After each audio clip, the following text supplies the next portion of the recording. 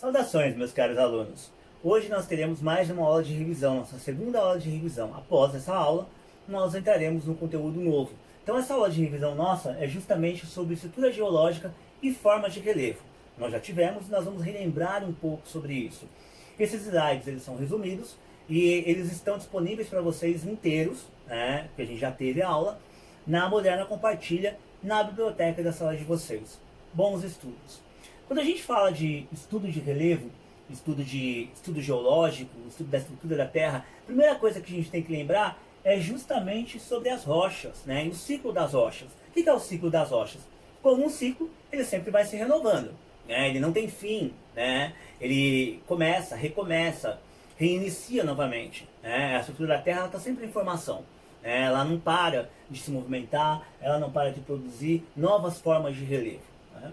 Então as rochas constituem aí a parte sólida do planeta, né? São compostos químicos, né, de um ou mais minerais, né? São compostos de elementos químicos de um ou mais um, e a mais utilizada se baseia em sua origem, né? Nós temos as rochas magmáticas, como o nome mesmo diz. Magmáticas vem do magma, ou seja, das lavas. A lava e a magma é a mesma coisa. E nós temos dois tipos de magma. Nós temos as rochas magmáticas intrusivas, que são as internas, e nós temos as rochas magmáticas extrusivas, que são as externas, aquelas que são expelidas pelo vulcão, né? Aquelas que são expelidas pelas atividades vulcânicas. Qual é a diferença da magmática intrusiva para a magmática extrusiva? Os cristais, exatamente. Os cristais, tipo, por exemplo, o granito. O granito é uma rocha magmática intrusiva, interna. Ela tem os cristalzinhos, aqueles pontinhos brancos. Enquanto a extrusiva, que é a externa, ela não tem pontinhos, né? A gente pode dar como exemplo justamente o basalto, né? O basalto é uma rocha magmática extrusiva, externa, ela é completamente escura. Todo mundo aqui já deve ter visto basalto na vida. É aquela rocha mais escura. A Lua é formada por basalto especificamente, por isso que a Lua é escura, né? Ela é iluminada pelo Sol, né? Ela não tem luz, né? Então ela é justamente, o asfalto brasileiro também vai muita rocha basáltica, né? E grande parte das nossas cadeias, aí não cadeias montanhosas, porque o Brasil não tem montanha, mas justamente aí grande parte do nosso relevo, né, também é formado aí por esse basalto. Então aqui a gente tem justamente o ciclo das rochas. Tudo começa com as rochas magmáticas, o extravasamento do magma, né, ou o experimento a partir de efeitos vulcânicos, né? E aí a gente tem a formação da rocha magmática, ao arrefecimento, solidificação ou a cristalização. Por quê? Porque há o resfriamento, né? A partir do resfriamento nós temos aí a solidificação do magma. Após isso, e é óbvio, como vocês podem perceber, não é exatamente após, porque pode ser para cá, pode ser para cá, pode ser para cá, é um ciclo. Então ele não tem uma ordem cronológica, mas lá no início de tudo, há 4,6 bilhões de anos, mas provavelmente um pouco depois, mais ou menos aí 700 milhões de anos depois que a Terra havia sido produzida, de que forma a gente não sabe, né? Mas provavelmente, cientificamente, a partir do Big Bang. Então a partir da grande explosão, né? Na verdade, não é bem grande explosão, mas a gente usa esse termo como o Big Bang, como se fosse uma grande explosão. Na verdade é um aumento, né, do espaço. Essa é a verdade. Então nós temos aí a erosão, transporte e a sedimentação, que é justamente os sedimentos. São as rochas sedimentares. Rochas sedimentares que são aquelas rochas formadas a partir de intemperismo. Temperismo químico, físico ou biológico. E também, agora, também nós temos o intemperismo antrópico, que é do homem. O homem também tem sua parcela em tudo isso, né? Que é o intemperismo. Então, as ações do vento, as ações da chuva, as ações do gelo, as ações do calor, as ações dos rios, dos mares, dos oceanos, formam as rochas sedimentares, areia, arenito, e algumas outras aí também, ok? E aí, a partir disso, nós temos o transporte e a sedimentação, né? A partir da erosão, dos efeitos de erosão, nós temos aí temperatura e pressão. Então, só para dar um exemplo do que significa isso, para transformar uma rocha sedimentar em rocha metamórfica, o que ocorre? Ocorre exatamente o arrefecimento ou a temperatura, a pressão. Então, vamos supor uma rocha sedimentar que foi levada por um rio, né? Ela foi levada pelo rio por transporte.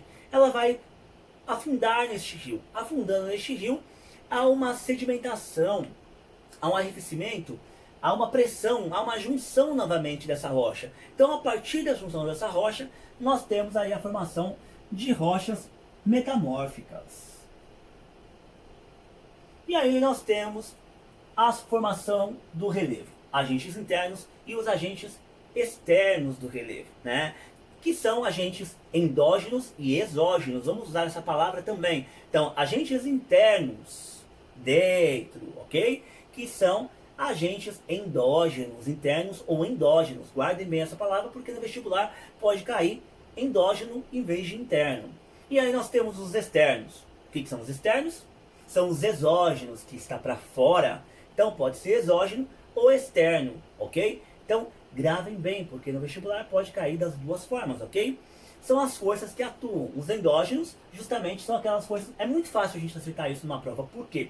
Nós temos pouquíssimos agentes endógenos. Pouquíssimos agentes que ocorrem internamente, né? Que são justamente o tectonismo, né? O batimento das placas tectônicas, né? Alguns livros também dizem que o vulcanismo e o terremoto também fazem parte de agentes internos, mas a gente sabe que para ocorrer um vulcanismo, um terremoto, é preciso que haja o tectonismo, né? É preciso que haja o choque das placas tectônicas, né? Então, tem alguns livros que vocês vão pegar separado e alguns livros vocês vão pegar apenas como tectonismo, como o batimento de placas, né? Como a movimentação também aí dos continentes, como nós vimos na outra aula, cunhada justamente aí pelo Alfred Wegener, que é a deriva continental. Então, em alguns livros vocês vão encontrar apenas deriva continental ou tectonismo.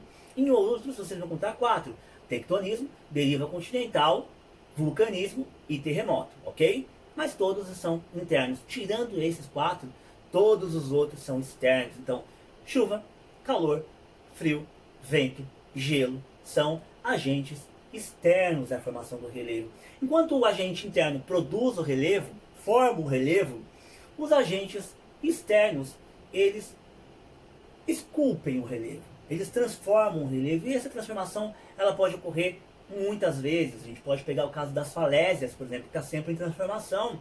O caso das restingas também está sempre em formação, né? Principalmente o relevo aí nordestino. O relevo nordestino nós temos uma grande alteração por todo o tempo. As dunas é um relevo que está sempre em transformação. A partir de qual efeito principal? Exatamente, dos ventos. Os ventos transformam as dunas todo o tempo. Então, há uma alteração nas formas de relevo por todo esse tempo. E aí nós temos os batimentos de placas tectônicas. Aqui nós temos justamente o Pacific Ring, que é conhecido também como Círculo de Fogo ou Anel de Fogo, que é onde está a maior ocorrência de vulcanismo e terremoto. Então, nesta região aqui do Pacífico, nós temos grande concentração de terremotos e vulcanismo no planeta. E a gente vai mostrar aí quais são esses batimentos de placas tectônicas para a gente verificar, ok?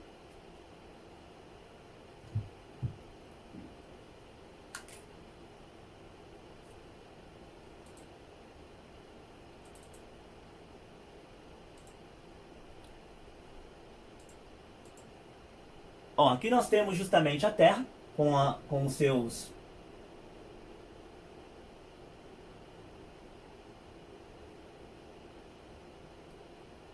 Eu vou ter que mudar pelo mouse, só um momento.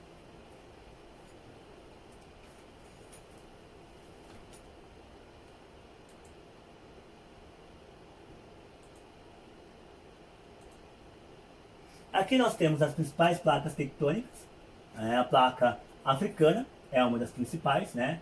Que a gente tem aí. A gente não vai falar de todas, porque a gente já falou de placa na outra aula. A gente tem a placa arábica, né? São as principais placas. Nós temos 55 placas tectônicas, como eu já havia falado na outra aula, e 15 principais aí, que são as maiores delas, ok? Mas a gente já falou, então vamos aí para os batimentos do choque das placas tectônicas.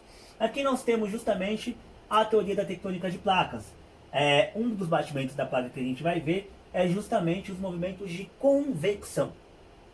Convecção do manto, que é justamente aí, a gente tem aqui o oceano, o continente, as placas tectônicas, a fenda mesoceânica e o manto, ok? E aqui que a gente fala de convecção é justamente o movimento que é feito aí internamente no magma. Vocês podem ver que esse movimento é circular. Até tem um exemplo aqui da água, né? Da água fervendo. A água quando ferve ela também faz esse movimento circular, né? Maior quantidade, vai demorar mais tempo. Menor quantidade, menos tempo.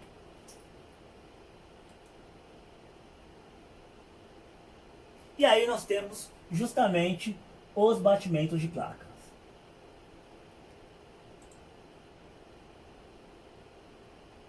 Primeiro que nós iremos ver é justamente o movimento de separação das placas, né?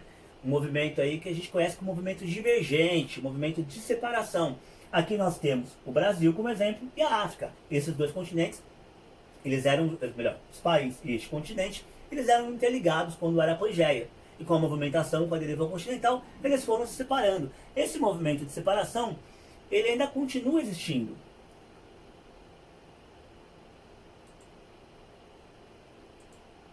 Ele ainda continua existindo, que é justamente a separação. Esse movimento é conhecido como um movimento divergente, é um movimento de separação das placas tectônicas, ok?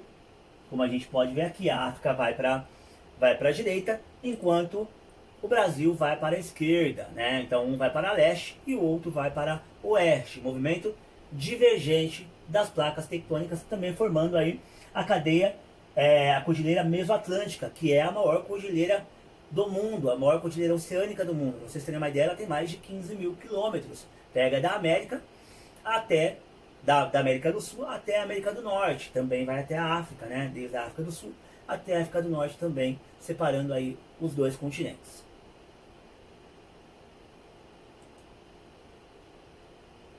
E aí nós temos o movimento convergente, né? O convergente é diferente do divergente, que é justamente a junção disso, o batimento da placa. Então aqui a gente tem a China e aqui a gente tem a Índia, né? Foi justamente a partir desse movimento convergente, a partir desse batimento das placas tectônicas, que nós tivemos aí a formação da Cordilheira do Himalaia, né? A Cordilheira do Himalaia, que é justamente onde estão as maiores montanhas do mundo. A Cordilheira dos Andes também foi formada do mesmo jeito aqui na América do Sul, ok? Então, a formação da do Himalaia é justamente pelo movimento convergente das placas tectônicas. Esses movimentos convergentes também podem causar terremotos e vulcanismo também. A atividade tectônica ela está sempre presente.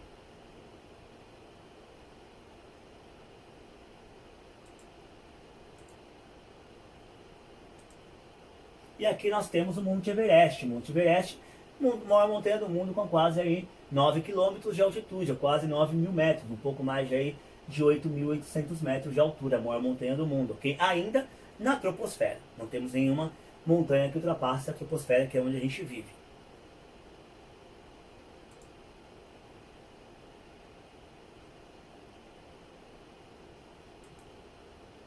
E aí nós temos um outro movimento, né, que também é um movimento das placas tectônicas, que é um movimento aí convergente de subducção. Ok? Por que de subducção? Como a gente pode ver aqui na imagem, e a imagem é muito clara, a gente tem duas placas tectônicas. A gente tem a placa norte-americana, como vocês podem ver aqui, e a gente tem a euroasiática. A placa norte-americana ela é maior do que a placa euroasiática, então ela é mais pesada. Por ser mais pesada, ela afunda sob a placa euroasiática, ok? Então ela é mais pesada, ela afunda sobre a placa euroasiática, e o que vai acontecer? Este é o movimento que causa maior quantidade de terremotos no planeta. É o movimento de convergente de subducção, ok? Que é justamente o fundamento de uma placa mais pesada sobre a placa mais leve. E o que vai acontecer também além do terremoto? Também vai acontecer muitas vezes vulcanismo, porque essa placa entrando embaixo da placa mais leve vai ocupar um espaço onde está justamente o magma. Então o magma vai ficar com menos espaço e ele vai ter que ser expelido, porque é a mesma coisa de você jogar, você encher um copo de água, né, jogar uma bolinha dentro do copo de água. O que vai acontecer com essa água? Ela vai sair do copo de água. Então é a mesma coisa. O magma acaba sendo expelido aí pelo vulcão.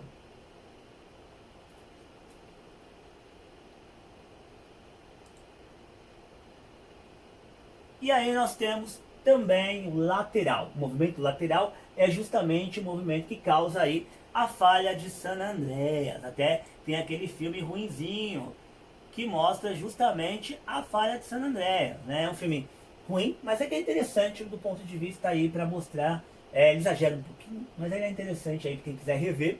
Recomendo, apesar de não ser um dos melhores filmes aí para tratar dessas questões. Existem alguns documentários no YouTube que são mais interessantes do que o próprio filme. Tá? Então eu vou deixar o link para vocês no final lá da projeção também, está nos slides, ok? Então é um movimento lateral, né? Esse movimento lateral também causa terremoto e vulcanismo, ok? Então nós temos aí grande parte dos terremotos na Califórnia, na costa oeste dos Estados Unidos, justamente causado aí pela falha de San Andreas, né? Que é um movimento lateral das placas tectônicas, como ocorreu aí em 1906, que foi um dos maiores terremotos da Califórnia, né? Foi um terremoto de mais de 8 pontos aí na escala Richter, que gerou também a bandeirinha de São Francisco. A bandeira de São Francisco é justamente uma fênix, porque eles renasceram das cinzas após esse grande abalo sísmico que ocorreu no país.